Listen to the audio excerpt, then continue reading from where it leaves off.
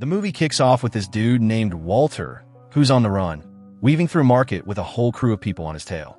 Walter manages to slip his package into a mailbox, looking pretty relieved about it. But the second he steps out onto the street, a van straight up mows him down. Walter's dead on the spot. His death is going to be the thing that brings his sons back together. And that next day, we see Walter's oldest son, James, at a military school where he's training new recruits on how to hold their breath underwater. But these guys can't hack it. They're tapping out way too early. James is clearly frustrated with their performance. Then some kid comes up and drops the bomb. James' father just died. James checks out Walter's body, but honestly, he's not exactly torn up about it. Walter had 2 wives, and right now, they're saying his death was a hit and run. James heads home and tells his wife about it, and he's showing zero emotion. Kat says he should tell his brother, John. James is like, neither of us talked to Walter anyway, and I haven't spoken to John in 10 years. He probably won't even care. Kat says she's going to tell him anyway. Over in Oklahoma City, we meet John, who's a cop. He gets home, and his girlfriend Denny's pissed because John never really talks to her. John promises to communicate better, but then Denny drops the real issue. She's leaving him. Turns out it's her birthday, and John completely forgot. John's crushed as Denny storms out, leaving him alone and stressed. That night, John's in his room getting wasted when Kat calls.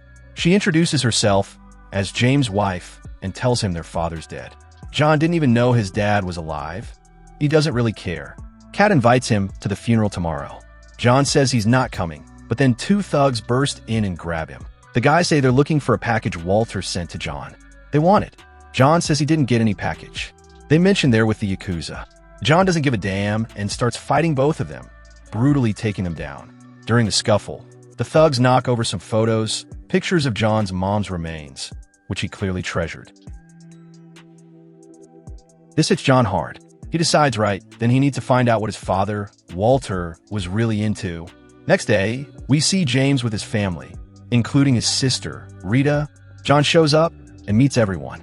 Things are awkward between John and James because they had different mothers, and there's been tension between the brothers since childhood. Both brothers notice a bunch of shady-looking guys at the funeral. They know their dad, Walter, was a private detective, which means he had plenty of enemies. Then, the city's governor, Peter, gets up to speak about Walter.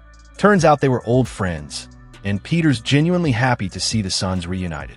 That evening, everyone gathers at the house. Peter's complimenting both brothers. Rita is still pissed at John because he didn't show up when James' mom, Maria, died a while back. They ask John about his family situation. John says he had a girlfriend, or maybe still has one. He's not really sure. He's here to find out who killed Walter because it was murder, not an accident. Plus, Yakuza thugs attacked him right after. James immediately thinks John screwed up again since he's caused major problems before. John denies it. The brothers step outside. James wants the truth because 10 years ago, John beat up a bunch of gangsters thinking they killed his mom. John fires back. You moved on with your life, but you never believed in me. He storms off pissed. John ends up at a bar drinking. The bartender gives him a special drink. After John drinks it, he starts getting dizzy. Next thing he knows, he's brought before Mr. K, a major Japanese mob boss in Hawaii. Mr. K is furious that John's back because John beat up his guys 10 years ago when he thought they killed his mom. Mr. K makes it clear, I didn't kill your mother then, and I don't want you causing trouble now. You got 7 days to get off the island, or I'll personally kill you and cut you up. John refuses to leave. Mr. K threatens him and cuts his face as a warning. Next day, James goes through his father's belongings. He finds office keys and a list with 12 random codes on it. Meanwhile, John's already at Walter's office searching around, but doesn't find much useful. Then, he catches someone else breaking in. John grabs the kid, beats him up, and demands to know who he is. The kid says his name's Ken, and he worked for Walter as a hacker, helping with his private investigation cases. John asks if Walter had any major enemies. He was enemies with half the city. John tells him, "You work for me now." Meanwhile, James checks out the murder scene.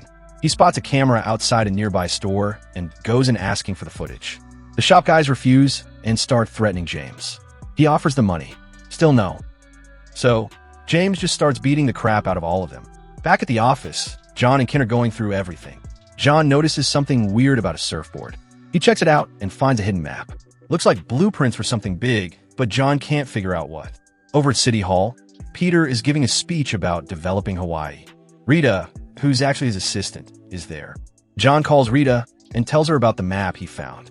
Walter hid it for a reason, but he can't figure out what it's for. Rita asks for the serial number. John says he'll send it. James shows up at the office. John's surprised to see him. James admits John was right about their dad. They watch the hit-and-run footage together. It's clear the van driver deliberately hit Walter. Both brothers realize something major's going on. They head out, try to piece together what kind of trouble Walter got into. The van hit him on purpose, and Yakuza thugs came after John. Something big's definitely up. On their way home, a car attacks them out of nowhere. Thugs start shooting. John jumps out and returns fire, blowing up their car. The explosion takes out James' car, too. James is pissed. They bail and head home. Rita tells them the map belongs to a guy named Rico, who's connected to the Yakuza. Rico owns a bunch of fancy restaurants in Hawaii and was planning to build another one at this location. James realizes it's not a restaurant. It's a casino. The blueprints are for a casino. Rita points out that casinos are illegal in Hawaii, so Rico can't legally build one. She mentions Rico's got a fundraising party tomorrow. Both brothers decide to crash it. Next day, the brothers ride out to check the construction site. They find a bunch of native Hawaiian people protesting, trying to save the land. One woman explains this land has belonged to their people for generations, and some folks in the government are trying to steal it. They're not leaving.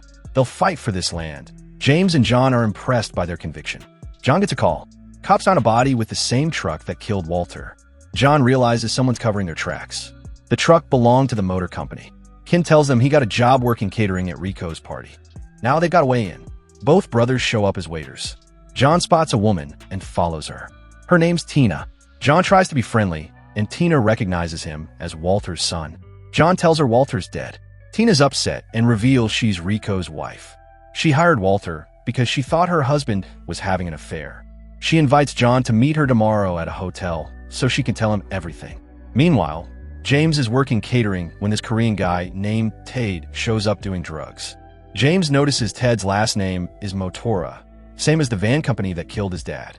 Right then, guards grab both brothers and drag them to Rico. Rico demands to know why they crashed his party. They tell him they're Walter's sons, and he's dead. Rico claims he hired Walter to investigate his wife's affair. John calls it bullshit. Rico thinks John is accusing him of a murder. John clarifies both Rico and his wife hired Walter to spy on each other. John notices a grenade Rico's got on display and seems really interested in it. Rico kicks both brothers out. Next day, John goes to meet Tina at the hotel, but when he gets there, he finds Tina's body outside. Someone murdered her. John knows Rico's behind it. He goes straight to Rico's guys and starts taking them out. He's about to get to Rico when the thugs gang up on him and take him down. That evening, James bails John out of the police station. He's pissed at John's reckless behavior. He tells John he can't get to his mom by acting like this. John snaps and attacks James. They get into a massive fight. John finally opens up. He's angry at his brother because James sent him away. James explains, after your mom died, you started beating up gangsters. The cops and the gangs both wanted you dead. I sent you away to keep you alive, and you never listened to me. John says he needed his brother back then. After his mom died, James was all he had left. James apologizes. Both brothers decide to work together to find their father's killer. They head home. Denny calls John. She went to his place in Oklahoma to grab her stuff and found a package from some guy named Walter. John realizes this is the package that Yakuza was after. Denny says there's just a flash drive inside. John asks her to fly to Hawaii and bring it. She agrees. Denny arrives, and they're driving from the airport when Ken checks the flash drive. It's a locked crypto account. Denny knows it needs 12 codes to unlock. James gives her the codes they found in Walter's stuff. While Ken's trying to open it, a helicopter attacks their car. A bunch of thugs and vehicles show up, too. They blow up the thugs' cars. Then James shoots down the helicopter. They barely survive. They pull over and check the account. Turns out there's $2 million in foreign accounts, and the account belongs to Peter. Both brothers are shocked because Peter's like an uncle to them. They realize Rico and Peter are working together. Rico's paying Peter to clear the land so he can build his casino. In return, Rico gave Peter $2 million. While investigating Rico and Tina's affair, Walter stumbled onto the scheme. That's why they killed him, probably with Ted's help. Meanwhile, Rita tells Peter about the map showing Rico's plan to steal Hawaiian land for a casino with help from someone in government. Peter takes the map and promises to destroy Rico. Then, James and John get home and find only the kids there, terrified. Thugs came and kidnapped Kat. John gets a call from Rico. He lets John and James talk to Kat and Rita. They're tied up in a basement. If they want them back alive, they need to bring the crypto flash drive. Both brothers are furious. James shows John his weapon stash. They gear up together. The brothers hit Rico's compound and start taking out guards one by one. James and John are cutting through everyone. Rico realizes what's happening from the basement and sends Ted's crew. They face off against James. James moves forward and brutally cuts them all down. Both brothers reach the basement and find Rita and Kat. They free them. Kat says Rico escaped. John chases after Rico for revenge. Ted attacks James. They fight and Ted's holding his own. Finally, James grabs Ted and slices him clean in half with a sword. John catches up to Rico as he's trying to escape. Rico's no amateur. He knows Yakuza karate and beats John down hard. He's about to finish John when John reveals he pulled the pin on Rico's grenade. Massive explosion. Rico's killed, but John falls into the water and survives. James dives in and pulls his brother up. John's injured but alive. James is beyond relieved he saved his brother.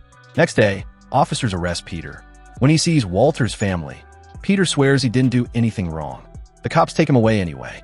2 days later, John's at the beach remembering his mom. His anger was always tied to her, and that's why he left, but now he's happy here with his family. Mr. K shows up and is surprised John stayed.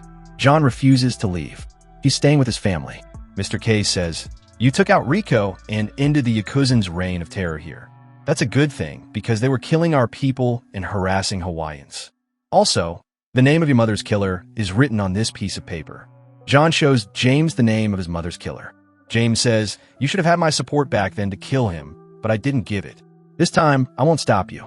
And I think Walter sent you that flash drive to bring you back to your family," which it did. John reveals they now have $2 million on that flash drive, and they can all live happily together. John burns the paper with his mother's killer's name. As brothers walk off, movie ends here.